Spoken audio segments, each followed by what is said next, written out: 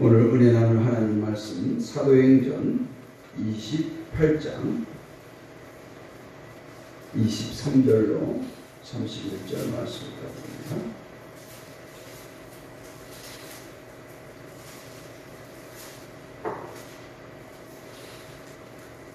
사도행전 28장 23절부터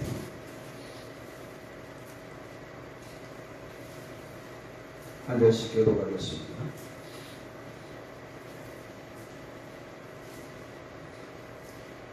그들이 날짜를 정하고 그가 유숙하는 집에 많이 오니 바울이 아침부터 저녁까지 강론하여 하나님의 나라를 증언하고 모세의 율법과 선지자의 말을 가지고 예수에 대하여 권하더라.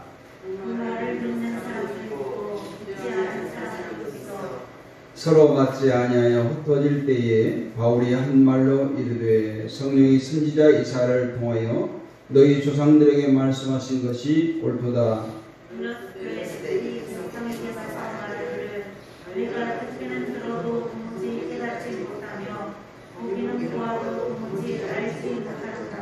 이 백성들의 마음이 우둔하여져서 그 귀로는 둔하게 듣고 그 눈은 감았으니 이는 눈으로 보고 귀로 듣고 마음으로 깨달아 돌아오면 내가 고쳐줄까 함이라 했으니 그런데 하나님의 이 구원이 이방인에게로 보내어진 줄 알라.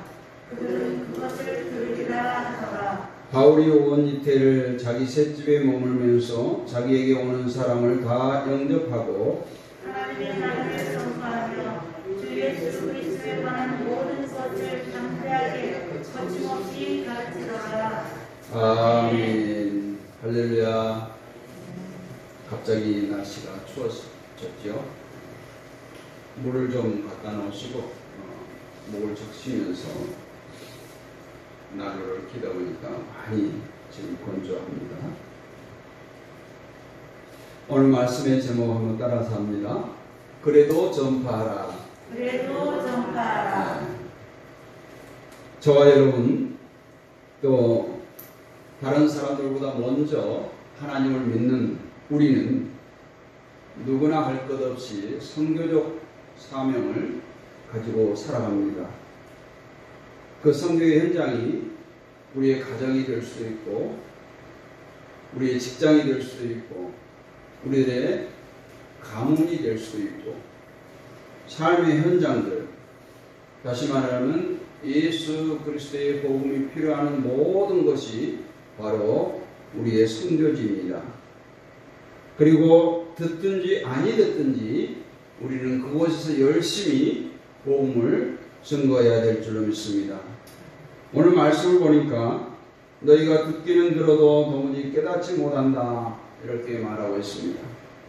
이 말은 이사야 6장 9절 10절 말씀을 인용해서 사도 바울이 유대인들에게 주는 말씀입니다.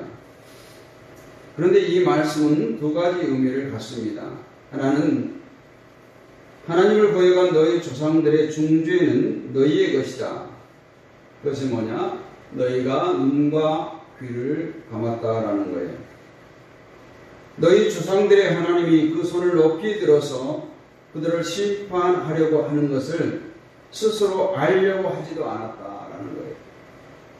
그런데 이제 너희도 하나님 복음, 예수 그리스도의 은혜 안에서 너희를 향해서 펼쳐지는 구원의 선기를 지금 거부하고 있다. 외면하고 있다는 것입니다. 그들이 깨닫지 못한 이유, 외면한 이유는 스스로 자신들이 하나님의 말씀을 듣지 않으려는 그러한 결심 때문이었다라는 겁니다. 그러므로 보지 않으려고 하는 자들은 정말로 어리석은 장님인 것입니다. 그들은 자신들의 영원한 평안과 평화에 속한 위대한 사실들을 스스로 외면하기 위해서 보지 않으려고 의도적으로 눈을 감았다라는 거예요. 또한 그는 귀로 듣지 않기 위해서 이 진리의 말씀, 복음을 받아들이지 않으려고 애썼습니다. 그리고 그들이 두려워하는 눈과 귀를 닫아버린 것은 그 말씀이 마음에 들어와서 깨달아 나의 고침을 받을까 해서 이것을 거부했다라고 오늘 27절에서 말씀합니다. 그래서 그들은 암흑이나 끊임없는 혼란과 소요 속에서 자신의 마음을 스스로 가두어두려고 했습니다. 하나님의 방법은 어떻습니까? 사람들을 불러 모아놓고 그들로 듣게 하고 그들의 마음에 빗장을 열게 하는 것이 하나님의 마음입니다. 그리고 나서 하나님은 그들의 의지를 포기하고 굴복시키시고 그들을 치유하십니다. 이것이 이성적 인간을 다루는 하나님의 방법인데 사단은 어떻게 합니까? 어떻게든 인간의 눈과 귀를 가리고 먹게 함으로써 마음의 문을 굳게 닫게 해서 어둡게 함으로써 하나님께로 향하는 영혼의 회개를 방해합니다. 그러므로 죄인이 사단과 연합해서 자기의 눈을 가리게 될 때 매우 서글픈 현실이 벌어지는 것. 사단은 지금도 우리를 하나님과 멀리하게 하고 교회를 멀리하게 하고 예배를 멀리하라고 속삭이는 거예요. 그래서 사람들로 하여금 자신이 영적인 병을 자각하지 못하도록 합니다.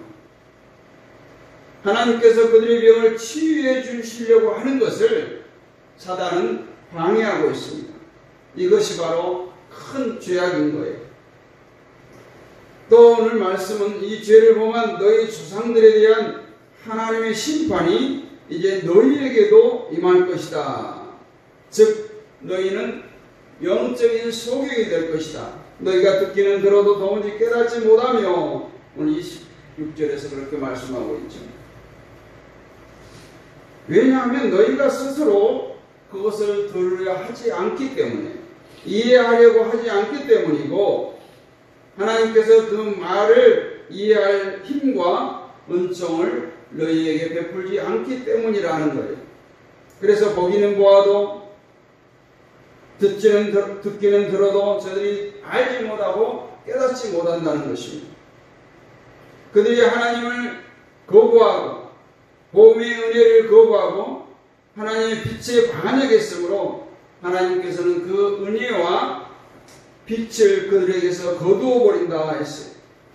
또한 그들이 진리를 사랑하지 않으므로 하나님은 그들의 강한 미혹을 세상 가운데 넘겨주고 거짓을 믿게 했다라는 거예요.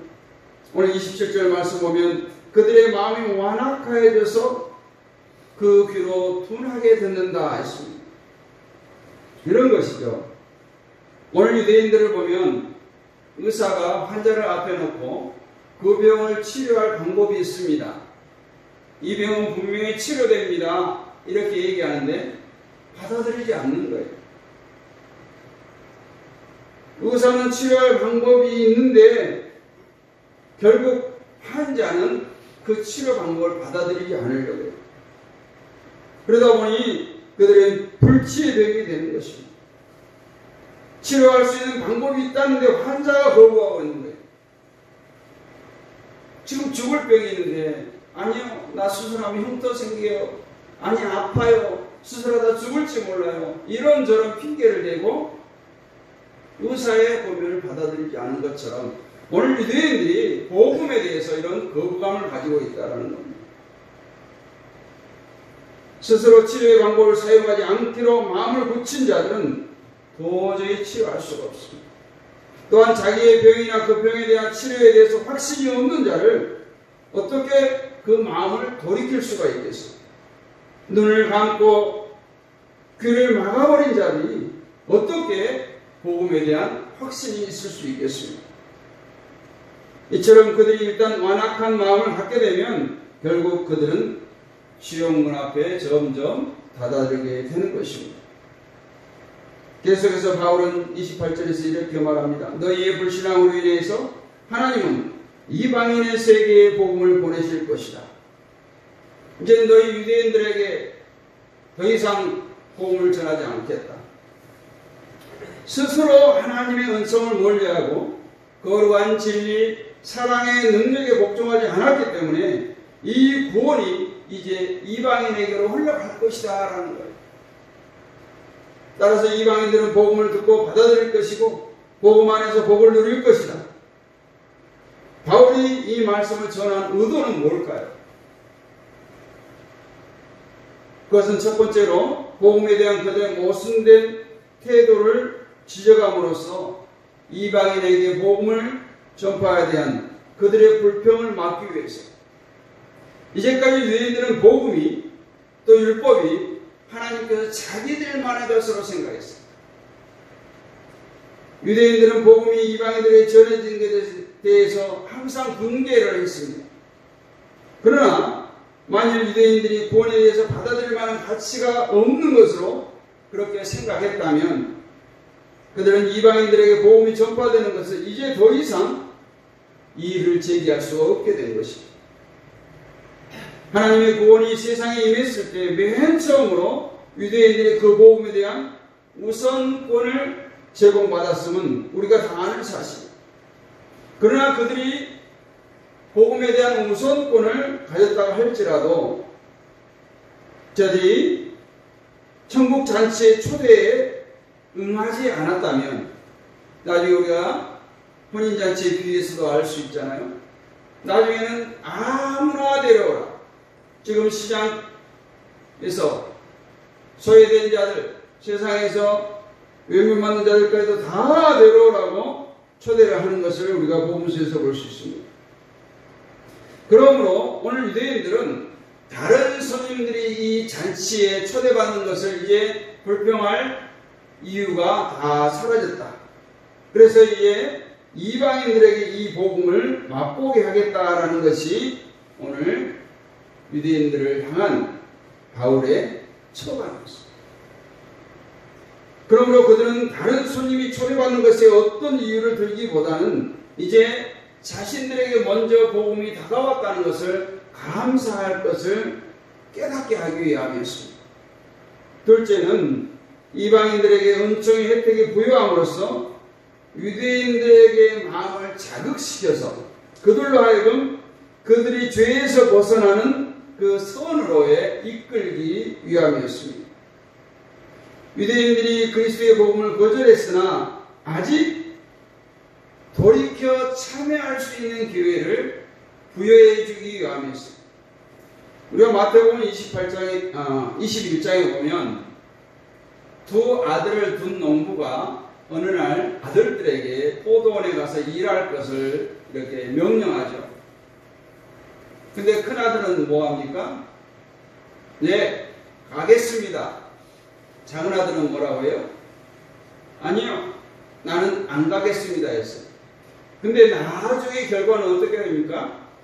큰아들은 가겠다고 하는 밭에는 안 가고 다른 데를 놀러 가고, 작은아들은 다시 아버지의 마음을 헤아리고 마음을 돌이켜서 밭에 가서 열심히 일을 하는 그런 장면이 나옵니다. 포도원 비유에서 둘째 아들처럼 오늘 이스라엘이 유대인이 회개하고 돌아오기를 원하는 마음으로 오늘 사도 바울은 이방인을 등장시켜서 유대인의 마음을 돌이키려고 했습니다.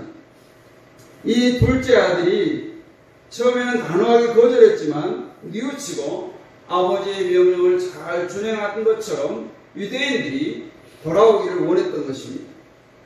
오늘 바울은 이방인들이 복음을 영접한 사실을 통해서 유대인들로 하여금 복음의 신앙 안에서 자신들이 수치심을 갖고 새로운 도전의식을 갖고 속히 하나님께로 돌아와 주기를 원하는 마음이었습니다. 그러므로 바울의 이러한 말씀을 통해서 감화를 받지 못한다면 그것은 그들에 대한 저주를 더욱 심화시킬 뿐인 것입니다. 그런데 오늘 여기서 우리가 바울의 역사에 대한 마지막 모습을 보게 되는데, 저는 로마서 28장을 보면서 좀 의아한 생각이 들었어요. 바울의 편지 또 대부분의 성경 말씀을 보면 맨 마지막은 어떻게 끝냈습니까? 축도로 끝나. 축복 기도를 하는 거예요. 근데 로마서 사도행전 28장을 보면 꼭 29장이 있어야 될 것 같은 그런 느낌으로 끝나는 거예요. 사도행전이 끝났나? 하는 느낌을 받게 되는 거예요.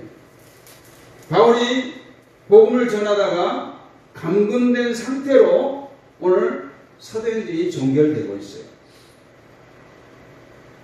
그것은 우리에게 하나의 고통을 줌과 동시에 또 다른 도전을 줍니다. 이 선한 사도 바울이 셋집에서 만 2년 동안 감금 상태로 세월을 보냅니다.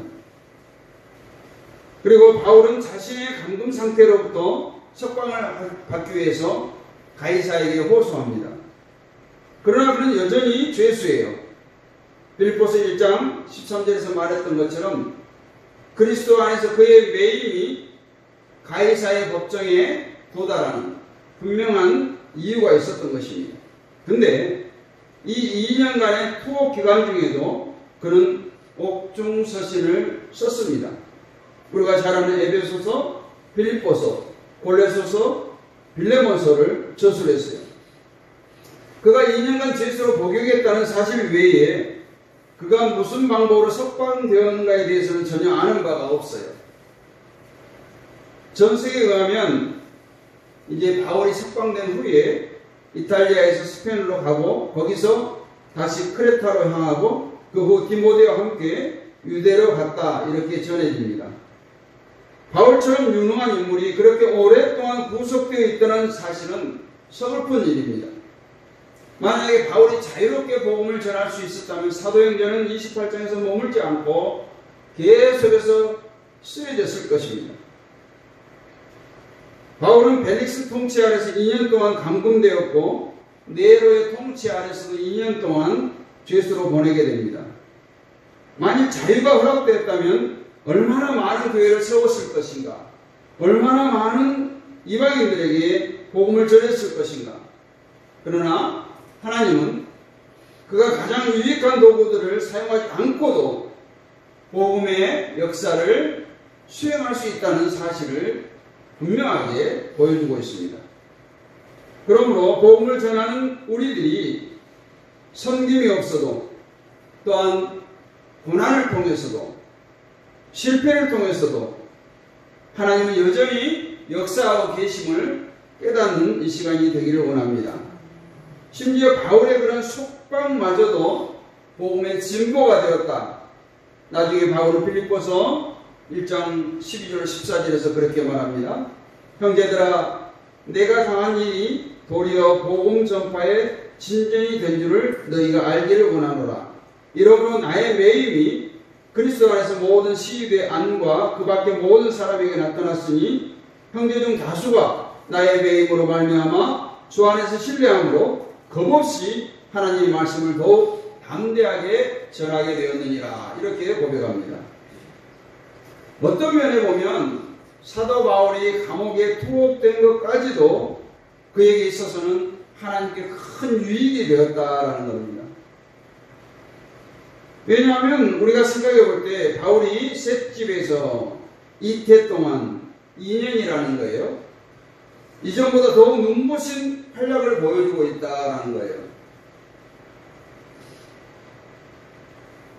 바울은 감옥에 오게 하신 것은 어찌 보면 그 감옥에서도 바울에게 놀라운 역할, 사명이 있다는 것을 보여주고 있습니다. 그래서 온종일 사방으로 순회하면서 활동했던 바울에게 어쩌면 육체적으로 쉼을 통해서 또 거기에 찾아오는 사람들에게 또 목회 서신을 통해서 더 큰 일을 행하도록 했습니다. 예수께서 제자들에게 어떤 날 이렇게 부릅니다. 마가복음 6장 31절에 보면 이르시되 너희는 따로 한적한 곳에 가서 잠깐 쉬어라 하시니 이는 오고 가는 사람이 많아 음식을 먹을 겨를도 없습니다. 제자들이 엄청난 사역 가운데 지쳐 있을 때 예수님께서 제자들을 조용히 불러서 한적한 곳에 가서 쉬어라, 쉼을 통해서 충전을 하라, 이렇게 말합니다. 오늘 바울의 어떠한 ing의 몸이 된 것은 그러한 쉼을 통해서 더 큰 일을 하기 위함이었다라고 볼 수가 있습니다. 바울이 자유의 몸이었을 당시에는 유대인들의 관계 또 자신을 위협하는 많은 어려움을 당했습니다. 그런데 이제 감옥은 옥중서신을 편안하게 집필할 수 있는 그의 저택이 되었습니다. 오늘 아까도 얘기했지만 사도행전 28장으로 끝나고 있는데 끝맺음에 여운이 남는다. 그래서 많은 교회들이 우리 교회는 이제 사도행전 29장을 써내려갑시다 이렇게 얘기하기도 합니다. 그가 여전히 예수 그리스도의 복음을 증거하기 위해 활동하는 그 진행형 가운데 지금 사도행전이 끝나고 있다는 거예요. 그와 작별할 수 있다는 것은 아직도 복음이 계속 전파되어지고 진행되어지고 있다는 것에 우리에게 위로를 줍니다. 그래서 그가 투옥됐던 감옥은 바울에게서는 하나님의 성전이요 궁전이요 교회였습니다. 그의 입이 멈추지 않는 것에 대해서 하나님께 감사드려야 합니다.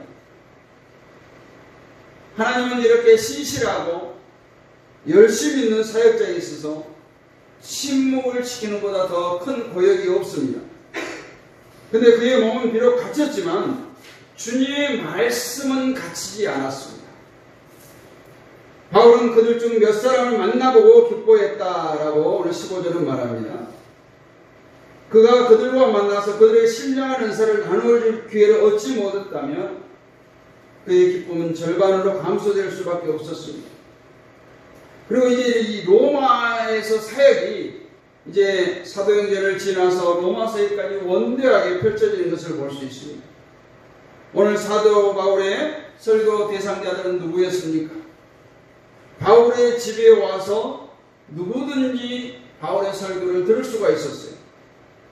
어찌 보면 이전에보다 더 자유롭게 복음을 증거할 수가 있었습니다. 그는 자기 집을 찾아오는 모든 이들을 환영했습니다. 이처럼 많은 이들이 찾아올 수 있도록 바울을 사역자들의 집 대문, 그들의 가르침을 받기 원하는 자들을 향해서 열려 있었다. 이거는 우리가 말하는 출입문의 의미가 아니라 복음의 문이 활짝 열려 있었다라는 의미로 받아들여야 될 줄로 믿습니다. 우리가 원하는 대로, 내가 계획하는 대로 하나님의 말씀을 전할 수 없을 때, 하나님을 섬길 수 없을 때 우리는 할 수 있는 최선을 다해야 됩니다. 바울은 자기에게로 오는 모든 사람을 영접했다라고 하는 30절에서 말합니다.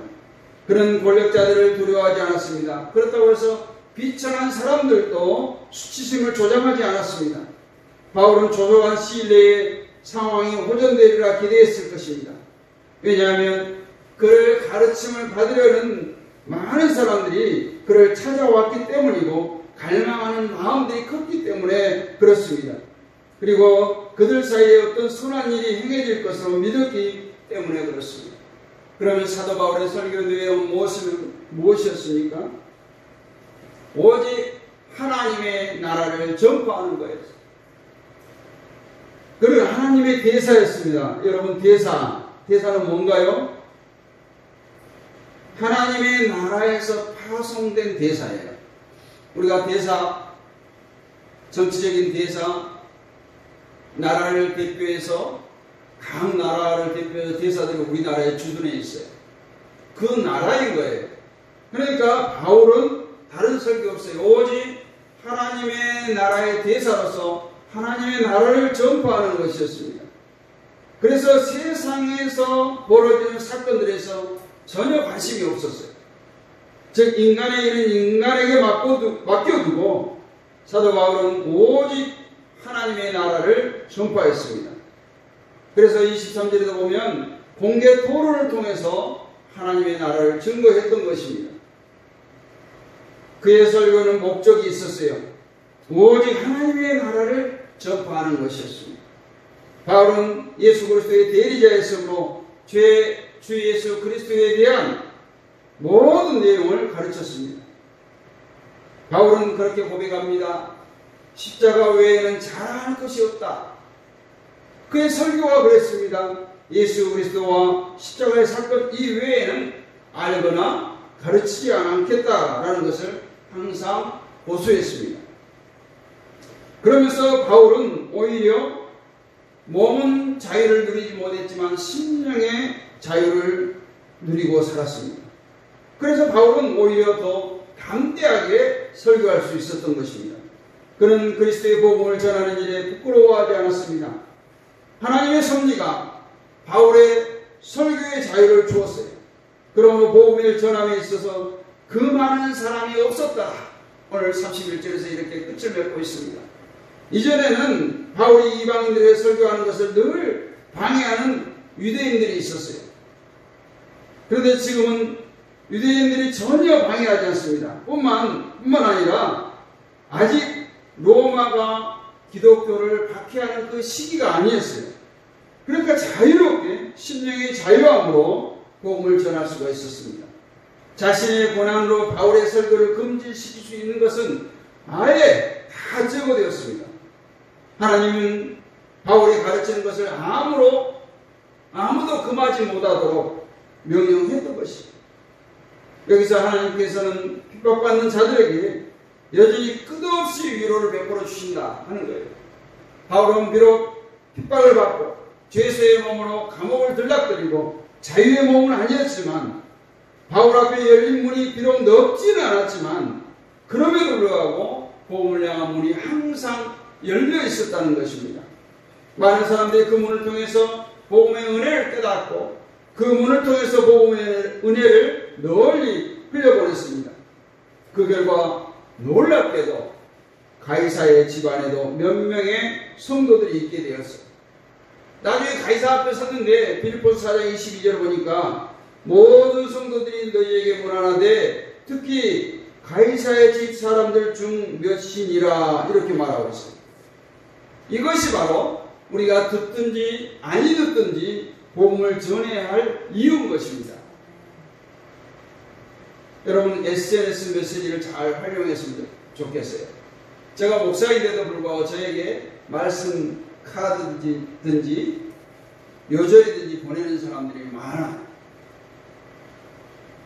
우리가 예수천당 불신지어 회개하라 천국에 가까웠느니라 이것만이 복음을 전가하는 거 아닙니다. 날마다 사랑하는 이들에게 친구들에게 이웃들에게 하나님께서 당신을 사랑합니다. 주님께서 우리를 구원하셨습니다. 당신은 하나님의 자녀가 될 수 있습니다. 오늘도 주님이 함께 하실 것입니다. 당신을 위해서 매일 기도하고 있습니다. 이런 문자를 많이 보내보십시오. 또 시편이나 잠언 좋은 성경 구절들을 보내보십시오. 정말 우리는 듣든지 아니 듣든지 상대방이 어찌 생각하든지 우리는 예수 그리스도의 복음을 증거해야 될 줄을 믿습니다. 우리가 사는 또 예배드리는 이 나라와 이 도시가 언제든지 평안 가운데 살아갈 수 있는 우리의 삶의 터전이 되는 것, 우리는 그것을 하나님께 감사해야 될 것입니다.